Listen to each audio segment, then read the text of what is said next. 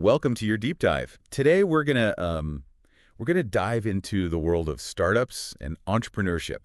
Yeah, We're gonna be looking at Eric Ries's The Lean Startup. a classic. You've sent over some excerpts, so let's uncover some surprising, maybe truths about innovation, Yeah, I think there will be some surprises. especially how to navigate this crazy world of starting something new. Absolutely. We'll break down Rise's core principles and we'll see how they actually work, in the real world.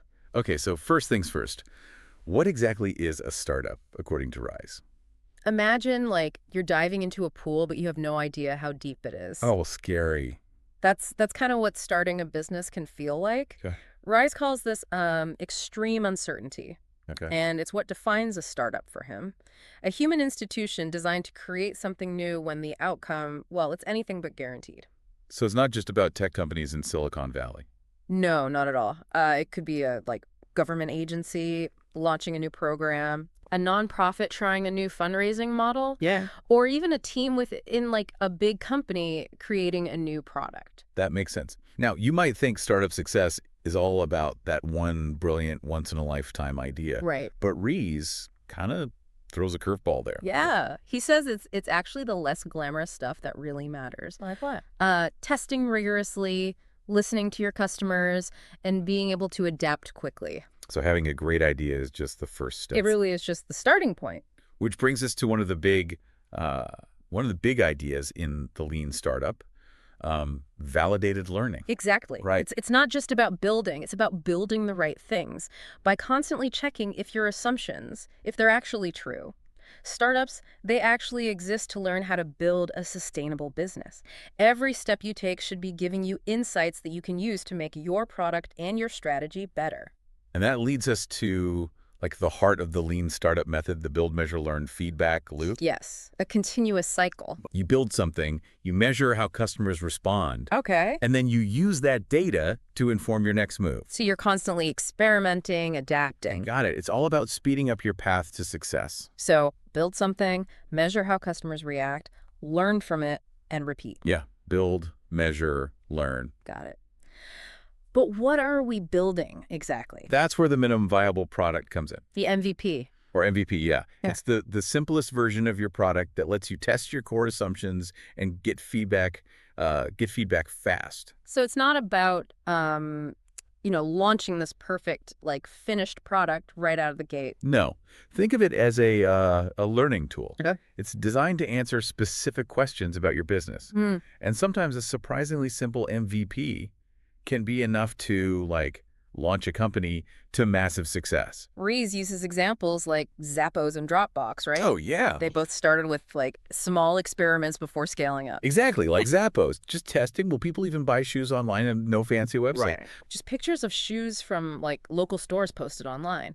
And once he proved that, yeah, people would actually buy shoes online, then came the investment in building a more complex system. That's a great example of, validating demand. Right? With a surprisingly simple MVP. Yeah. What experiment could you run to test demand for your idea? Something to think about. Yeah, that's a great question for everyone to ask. And now think about Dropbox. Remember those early demo videos that, went viral? Oh, yeah. They were hilarious, but they were also brilliant marketing experiments. Yeah, for sure. They tested whether people would be excited about a simple file syncing solution. If it just works, Yeah. people will come. And it worked. Those videos led to a huge spike in signups. Now, once you've got some data rolling in, you hit this make or break point for any startup, pivoting versus persevering. Yeah, tough decisions. Right. Based on what you've learned, do you stick with your current plan or do you make a big change? Uh-huh. Ries gives you kind of a framework for making these tough calls. It's not easy. No, he stresses looking at actionable metrics Right. to see if you're making real progress. Are you actually moving forward or are you just spinning your wheels? He also warns about vanity metrics, Oh. things like the total number of customers. That can be very misleading if they're not translating into real value. Right, let's say you have tons of downloads for your app, Yeah. but no one's actually using it. Red flag. Yeah, big red flag. That's where innovation accounting comes in. Okay. It's about measuring actual learning rather than just surface level numbers. So it's not just about having metrics. It's about having the right ones. Yeah. And speaking of asking the right questions, Ries, And he loves this technique, borrowed from Toyota, the 5 whys.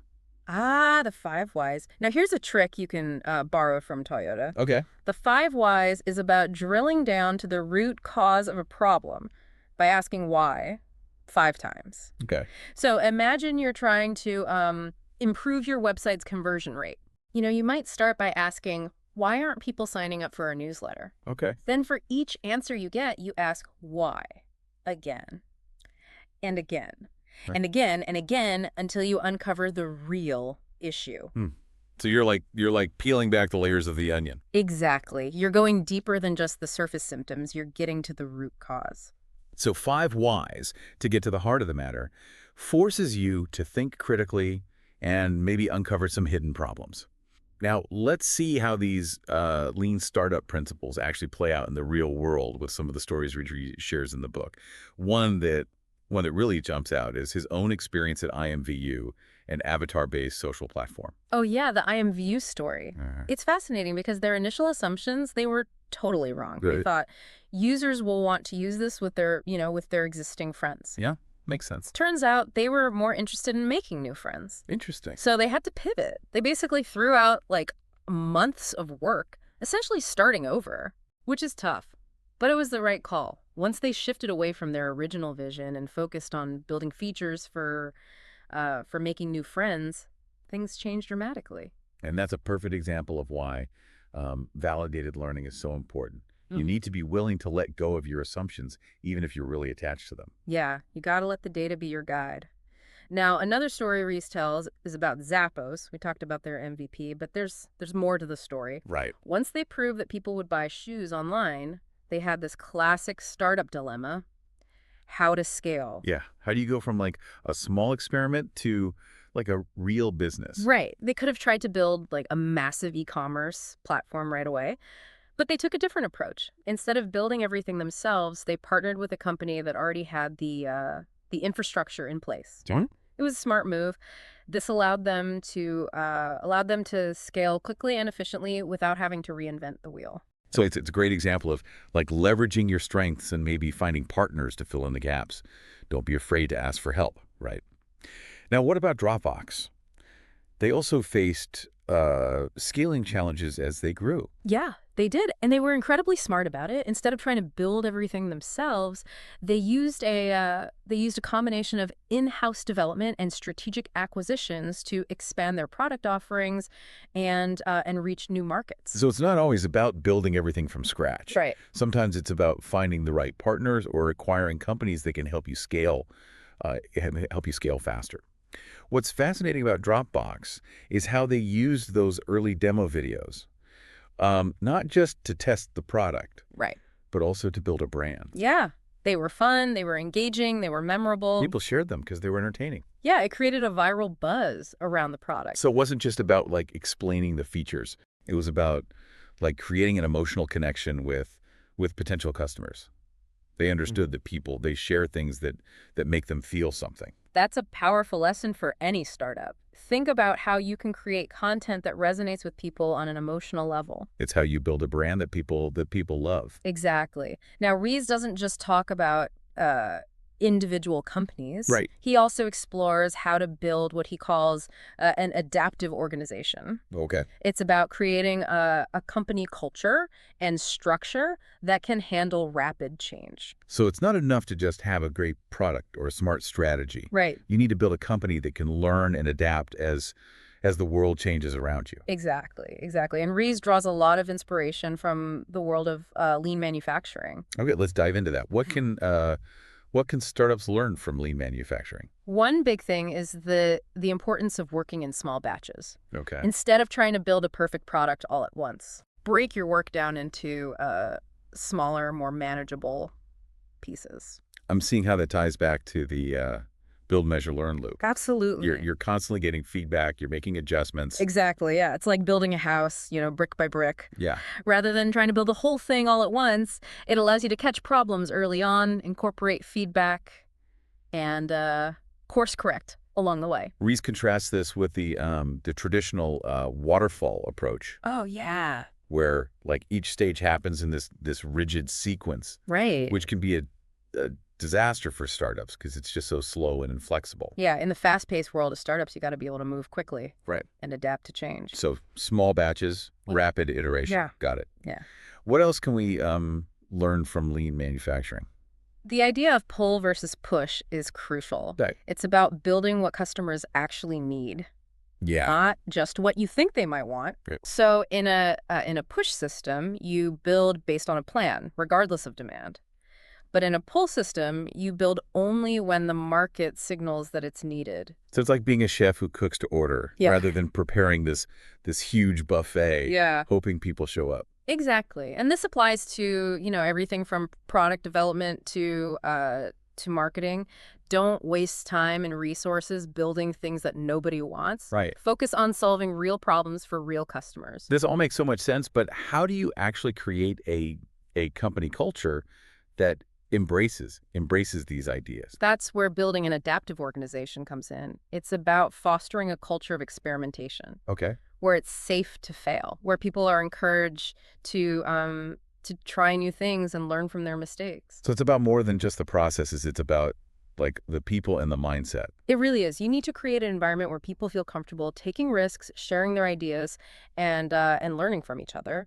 Ries talks about creating a sandbox for experimentation. What does that look like in practice? It could be setting aside like time each week for teams to work on experimental projects, Okay. or it could be creating a dedicated budget for testing new ideas. So it's about creating like space for creativity and innovation, Exactly. even if it means like failing sometimes. Yeah, you got to allow for failure because failure is inevitable. It's part of the process. It is. It's how we learn and grow. Okay, but how do you convince people to embrace this new way of working? It's not always easy to shift mindsets, especially in companies that are used to more traditional approaches. Oh, absolutely. Change can be scary, especially when it comes to how we work. Ries emphasizes the importance of clear communication and transparency. Explain why you're making these changes, what the benefits are, and how everyone can contribute. So it's about bringing people along on the journey rather than just like imposing change from the top down. Exactly, yeah. Make sure everyone understands the why behind the what. And how can leaders like specifically encourage this culture of experimentation? By leading by example. If leaders are willing to experiment, take risks, and admit when they've made mistakes, Yeah. it creates permission for everyone else to do the same. It's not enough to just like talk about experimentation. Right. You have to actually do it. You got to walk the walk. Walk the walk. And what about the 5 whys? Oh, yeah. How can that be used to build a learning organization?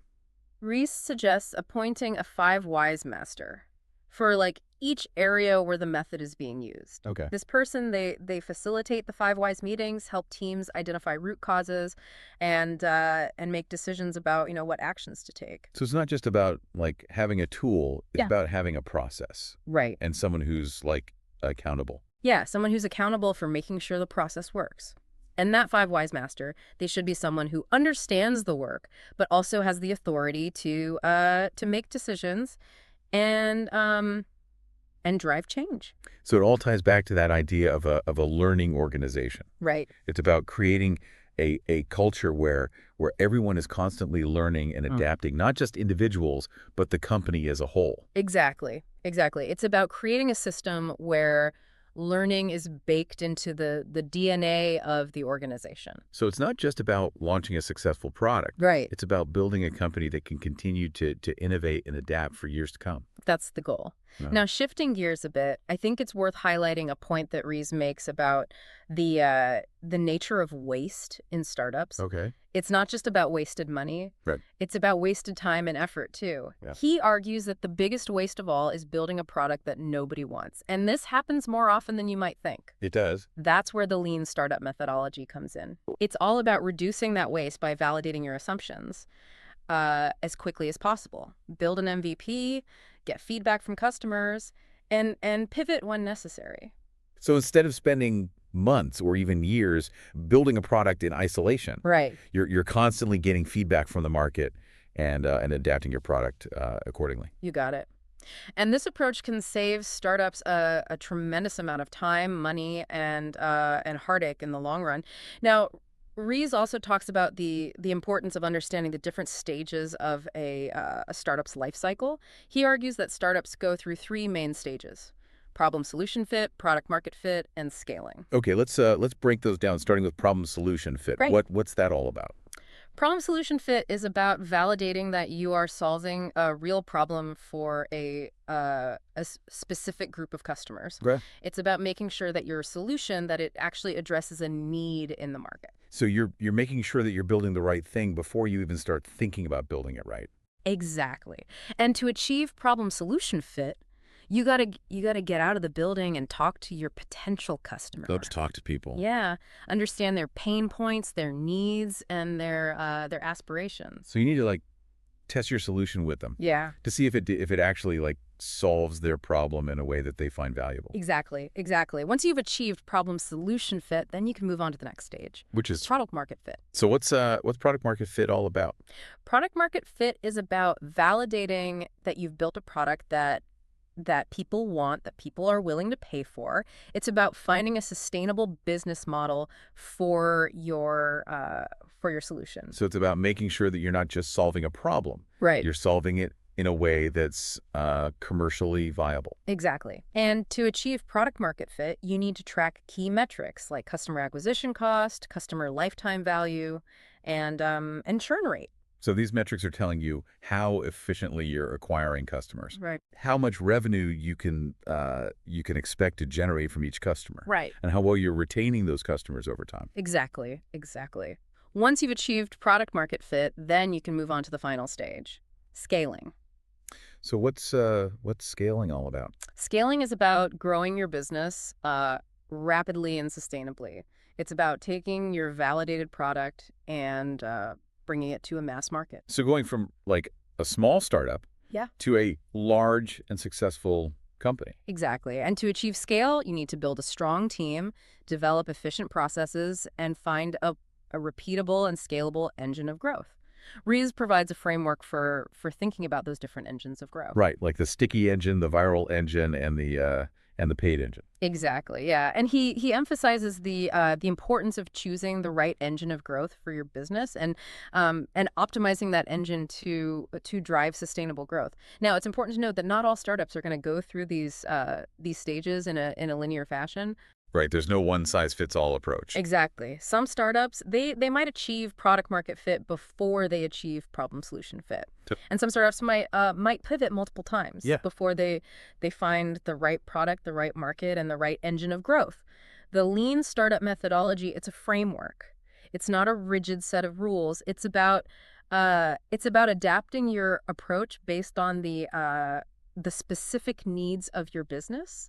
Now, Rees also talks about the importance of building what he calls an adaptive organization, Right. a company that's capable of responding quickly to changing market conditions. So how do you build an organization that's built to adapt? He argues that adaptive organizations they're characterized by several key traits, Okay. like a willingness to experiment, a focus on learning, and a culture of transparency. Let's dive into those a bit more, starting with a willingness to experiment. Okay. What does that look like in practice? It means being willing to try new things, even if you're not sure if they'll work. It means embracing failure as a learning opportunity. And he means creating like a safe space for experimentation where people feel comfortable taking risk. Exactly, exactly. Now, what about a focus on learning? What does that look like in practice? It means constantly gathering feedback Mhm.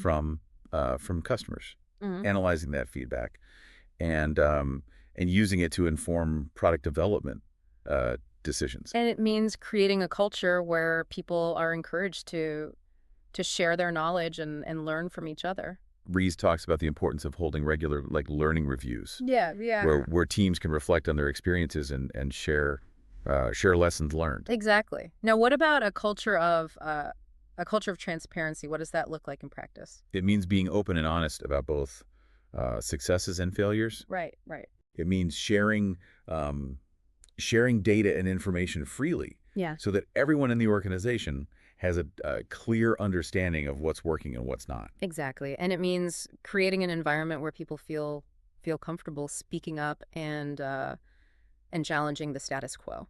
So Ries argues that these three traits, Yeah, willingness to experiment, a focus on learning, and a culture of transparency, right. they're essential for building an adaptive organization that can thrive in the fast-paced world of startups.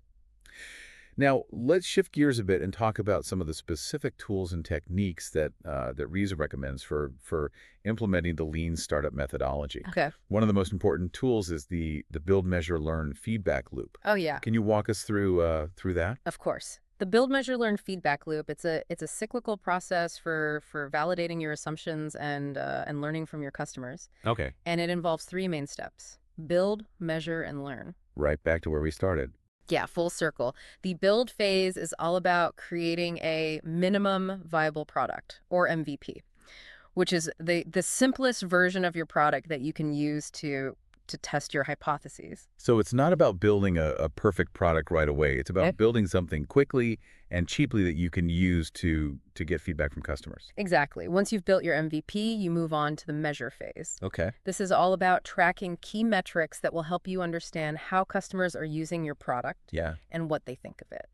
So you might track metrics like activation rate, retention rate, and customer satisfaction. Exactly. And then the final phase is the learn phase. This is where you analyze the data you've collected, you draw conclusions, and you decide what to do next. Okay. So if the data shows that your hypotheses were correct, you might continue to iterate on your MVP. Yeah. And if the data shows that your hypotheses were incorrect, you might pivot to a new approach. And that's the beauty of it. You're constantly learning and adapting. Exactly. The build, measure, learn feedback loop. It's a powerful tool for validating your assumptions, learning from your customers, and iterating on your product quickly and efficiently. Now, another important tool that Rees recommends is the innovation accounting framework. Can you walk us through that? Sure. The innovation accounting framework, it's a system for measuring the progress of a startup and making data-driven decisions about what to do next. And it involves three main components: establishing baselines, setting learning milestones, and pivoting or persevering. Okay, let's unpack those. Yeah. Starting with establishing baselines. What's that all about? Establishing baselines is all about understanding where you are right now. It involves measuring key metrics like customer acquisition cost, customer lifetime value, and churn rate. So you're getting like a clear picture of your current performance. Exactly, exactly. Once you've established your baselines, then you can set learning milestones. These are specific goals that you want to achieve in a defined period of time. So you're setting ambitious but achievable targets for improvement. Exactly. And the final component is pivoting or persevering. This is about making making data-driven decisions about whether to continue with your current approach Yeah. or change course. So if you're hitting your learning milestones and you're making good progress towards your goals, you might persevere. Stay the course. Yeah. And if Yeah. you're not hitting your learning milestones and your progress is stalling, you might pivot to a new approach. So the innovation accounting framework, it's really a tool for measuring progress, making data-driven decisions, and pivoting or persevering based on the evidence. You got it. It helps to ensure that you're not just blindly following your gut, but that you're making decisions based on real data. Now, Rees also provides a number of other useful tools and techniques like the 5 whys, cohort analysis, and split testing. So many tools. Right. Okay, so these tools can help startups identify root causes of problems, track customer behavior, and test different approaches to see what works best.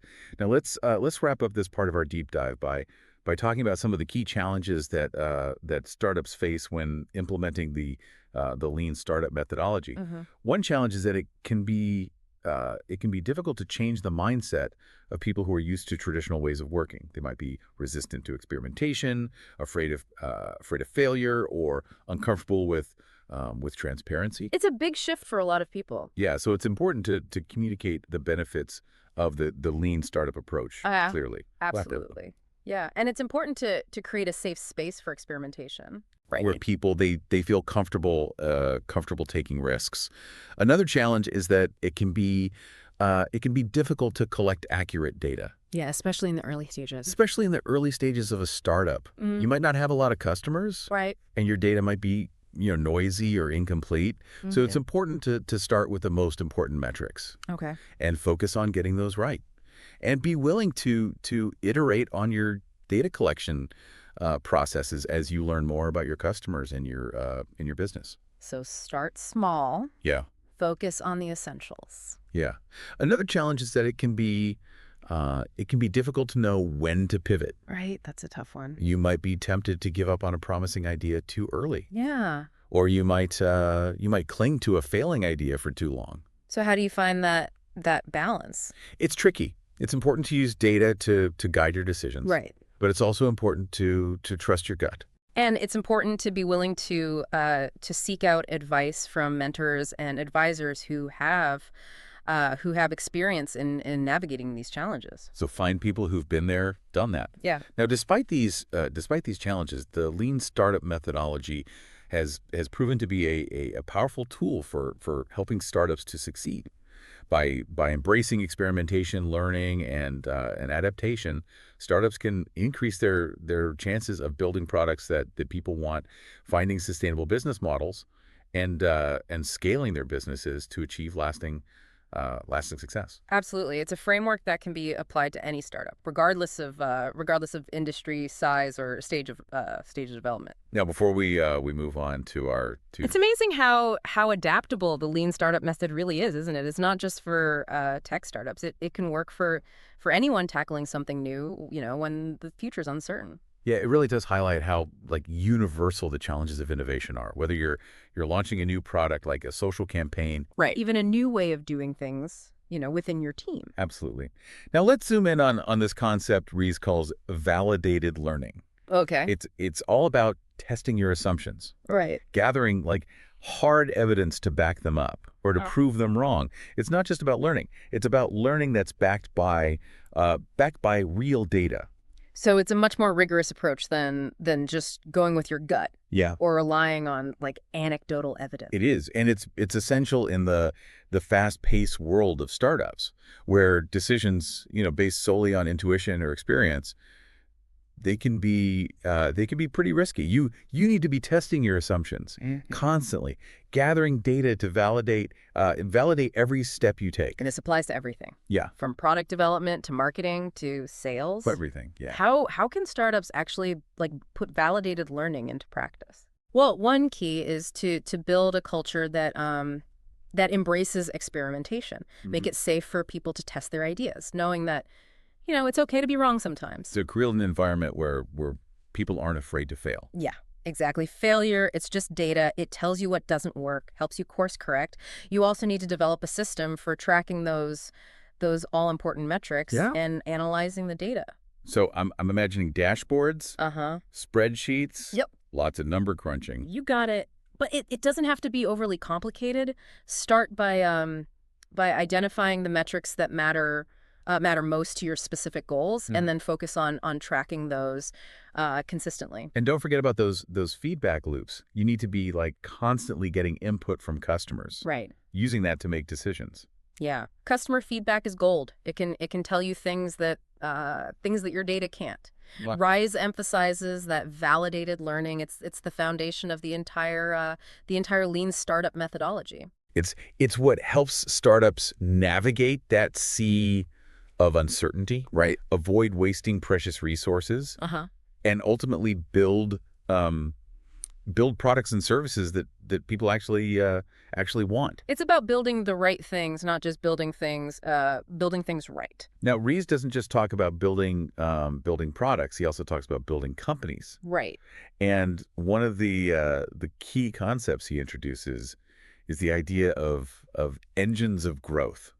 Yeah, he identifies three main engines of growth: Okay. sticky, viral, and paid. Okay. Each engine it works in a different way. Okay. And the best one for your startup depends on your product, your market, and your business model. Let's break them down, starting with the sticky engine. Okay. What's that all about? The sticky engine, it's all about attracting and retaining customers Okay. for the long haul. It's about creating a product or service that people love and can't imagine, living without. Think Amazon Prime or Netflix. So it's about building a loyal customer base, Yeah. creating a product that becomes like part of people's lives. Exactly. Yeah. Companies that use the sticky engine, they focus on metrics like customer retention rate Okay. and lifetime value. So they're not just chasing new customers. Right. They're making sure that the customers they have are happy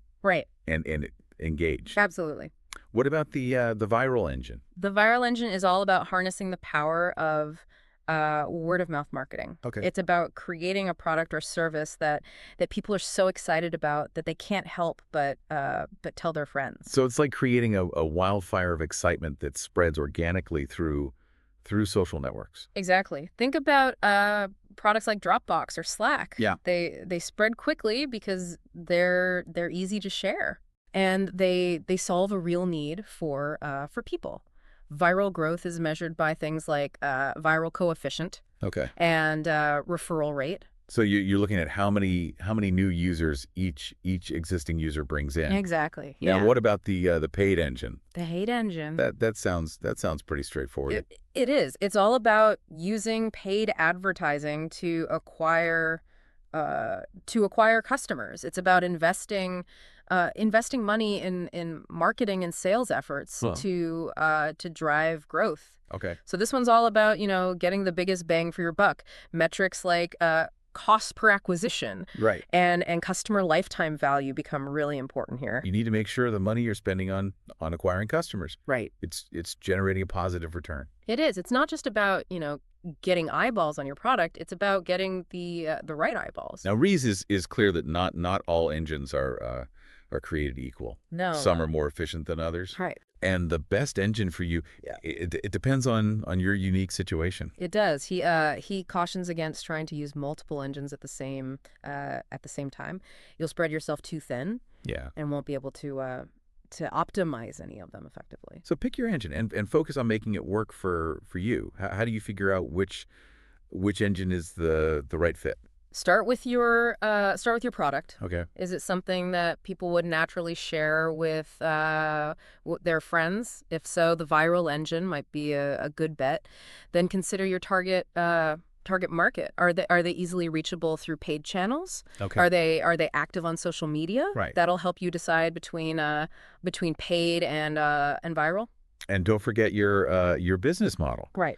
Can you afford to acquire customers through paid advertising? Yeah. Do you have a product or service that generates recurring revenue that'll help you determine if paid or sticky is more sustainable? Choosing the right engine, it's a strategic decision. It can make or break your startup, but once you've chosen it, focus on making it hum. Track your metrics, constantly experiment to improve your results. So if you're using the sticky engine, you might work on improving your onboarding process. Yeah. Or launching a loyalty program. Right. To keep those customers coming back for more. Exactly. If you're going viral, focus on making your product super shareable, creating content that people will love to spread. And if you're all about paid acquisition, Yeah. test different ad channels. Optimize your creative to get the most out of your budget. It's all about testing, learning, and refining your approach. Now, here's a critical point. Right. Even a well-oiled engine, it won't last. It won't last forever. Yeah. Eventually, your growth will plateau. Yeah. And you'll need to find new ways to innovate and grow. So what happens when you hit that ceiling? Right. How do you keep the momentum going? Ries talks about the importance of managing a portfolio of activities. Balance your efforts between optimizing your current engine of growth, Yeah. and exploring new opportunities. It's like a gardener, tending to their existing plants while also planting new seeds for the future. So you can't just rely on what worked in the past. Right. You have to be like constantly looking ahead, Yeah. anticipating what's next. Exactly. And this brings us back to that essential element of the lean startup, Mhm. being willing to pivot. Even when things are going well, Yeah. you need to be prepared to change course if the market shifts, your customers' needs evolve, Right. or a new opportunity emerges. Yeah. Pivoting can be tough, especially for companies that have found success with a particular approach. It requires a certain level of like humility, Right. a willingness to let go of what's worked in the past. It does, but it's essential for long-term success. You can't afford to rest on your laurels. You have to be constantly evolving, adapting to stay ahead of the curve. Now, let's zoom out Okay. and think about the big picture for a moment. Reeses makes a bold claim towards the end of his book. Okay. He argues that the lean startup principles, they're not just for startups. Right. They can be applied to any organization that wants to innovate and grow. So it's not just about like the size of your organization. Right. It's about the mindset. It is. It's about creating a culture that embraces change Right. and sees uncertainty not as a threat, but as an opportunity. Absolutely, yeah.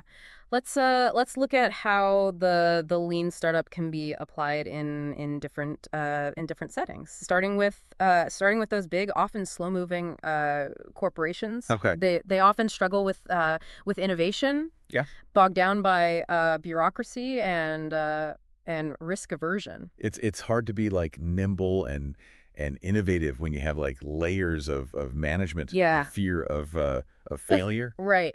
But Rees argues that corporations they can become more agile by creating internal startups, Yeah. give teams the autonomy to experiment and develop new products outside of the traditional corporate coordinate structure. So it's about creating pockets of innovation within the larger organization Yeah. where teams have the freedom to move fast and break things. Exactly, and encourage those teams to embrace customer feedback, rapid prototyping, and continuous deployment. So it's about bringing that startup spirit into the corporate world. Now, what about government agencies? They're often seen as like the opposite of agile and innovative. They are, but they too can benefit from the lean startup mindset. Rees he encourages them to adopt a more experimental approach, Okay. testing new policies and programs on a small scale before rolling them out nationwide. So it's about treating like policy changes as experiments, Right. gathering data to see what works and what doesn't before implementing them on a large scale. Exactly. It's about being more data driven Mm-hmm. and less reliant on ideology or gut feeling. And don't forget about feedback. Government agencies should create mechanisms to get input from citizens and use that feedback to improve service delivery. So it's about bringing the customer, or in this case, the citizen, Right. into the process. Exactly. Now, what about nonprofit organizations? How can they apply the lean startup? Nonprofits often operate with limited resources and face complex challenges, but the lean startup can help them to be more efficient and more impactful. How so? Well, first, define clear metrics for success. Okay. What are you trying to achieve? Right. How will you measure your progress? Once you know where you're going, you can start experimenting with different approaches to get there. So it's about being strategic, Yeah. intentional with your efforts. Exactly, and don't be afraid to try new things, even if they seem unconventional. The important thing is to gather data, analyze the results, and adapt your strategy based on what you learn. So it's about using data to drive your decision making and ensure that you're making the most of your limited resources. Yeah. As we wrap up this part of our deep dive, it's clear that the lean startup has the potential to transform not just individual companies, Right. but entire industries and sectors. It's a powerful framework for driving innovation, growth, and positive change. And it all comes down to those core principles: Yeah. experimentation, Yeah. learning, hmm and adaptation. Now, as we head into our final segment, Yeah. let's shift our focus to you, the listener. How can you take these ideas and put them to practice in your own work and life? That's what we'll explore next. So we've covered a lot in our deep dive into the lean startup. We have from defining what a startup even is to exploring engines of growth, Yeah. validated learning. Right. But now let's bring it all home. How can you, the listener, take these powerful ideas and actually apply them to your work, your projects, even your life? It can feel kind of overwhelming to think about like implementing all of this at once. It can. Where do you even begin? Yeah. My advice, don't try to boil the ocean. Start small. Okay. Pick one or two concepts that really resonate with you and see how they fit into what you're already doing. So maybe start by incorporating those 5 whys Yeah. into your next problem-solving session. Exactly. Or try identifying like one key assumption you're making about your current project Okay. and design a small experiment to test it. Keep it simple. Yeah. Remember, it's all about validated learning, Yeah. about turning those assumptions into testable hypotheses. Ries talks about leap of faith assumptions. Yeah, those are the big ones. These are like those core beliefs Yeah, about your business or your project right?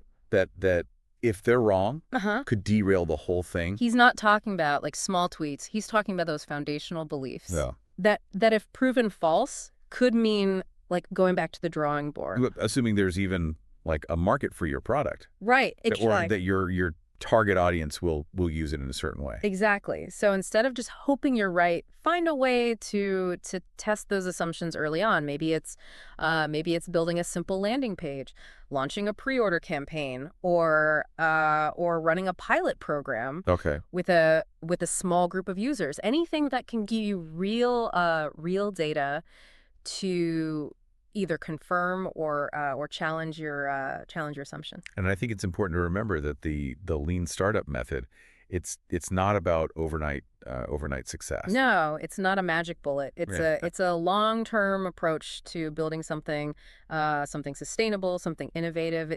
It takes time to build that company culture that embraces experimentation, to get comfortable making data-driven decisions, and to develop the agility to adapt when things change. And let's be real, things will change. Oh, they absolutely will. You'll hit roadblocks. Yep. You'll encounter unexpected challenges. That's part of the journey, and that's where embracing failure Yeah. as a learning opportunity becomes crucial. Rees really drives home the point that setbacks, they're inevitable, Yeah, but they're not the end of the story. They're valuable data points exactly. that can help you refine your approach Yeah. and get closer to that rank solution. Remember that story about IMVU having to pivot Yeah. multiple times before finding that product market fit. Yeah. It's a great reminder that sometimes the path to success is anything but a straight line. So embrace the twists and turns, Yeah. the unexpected detours. It's all part of the learning process. Now I know we've talked about a lot of different tools We have. and techniques. Are there any that you think are especially helpful for people just starting to explore the lean startup methodology? The build, measure, learn feedback loop. It's a great place to start. It's simple yet powerful. You can apply it to almost anything from testing a new marketing campaign to developing a new product feature. So build a simple version of whatever you're working on. Yeah. Measure how people respond to it. Right. Use that data to learn and make improvements. Repeat. Exactly. It's a framework for continuous improvement. Another tool that I find incredibly useful is the 5 whys. Yeah. It's a deceptively simple technique for getting to the root cause of problems. That was a great way to shift from simply reacting to problems, Right. to actually like understanding and addressing the underlying causes. It can be transformative, and it helps you to move beyond those Band-Aid solutions. Yeah. get to the heart of the matter. And it's a technique you can use like in any area of your life, not just work. Now I know we've been focusing on individual tools Yeah. and techniques, but I think it's important to remember that the lean startup, it's more than just a set of tools. It's a mindset. It is. It's Yeah. a way of approaching the world with curiosity, Right. humility, Yeah. and a willingness to learn and adapt. It's about seeing uncertainty not as something to fear, Right. but as an opportunity to learn and grow. Exactly. And it's about being open to feedback, being willing to change course when necessary, and constantly striving to improve. Ries emphasizes the importance of building a learning organization, a company where learning is like baked into the DNA. That's a great way to think about it. It's not just about individuals learning. It's about creating systems and processes that enable the entire organization to learn and adapt as the world changes around it. So it requires a culture of transparency, Right. where people feel comfortable sharing their knowledge, their successes, Yeah. their failures. Yeah. It's about creating an environment where learning is valued, Yeah. celebrated. Now, as we wrap up this deep dive, Yes. let's leave you with a few final provocative thoughts. Yes. It's your turn to take the reins. What's one small experiment you could run this week to test a key assumption in your work? Mm. Remember, it doesn't need to be complicated or time consuming. It could be as simple as trying a new approach to a task, Right. or sending out a survey to get feedback from your colleagues.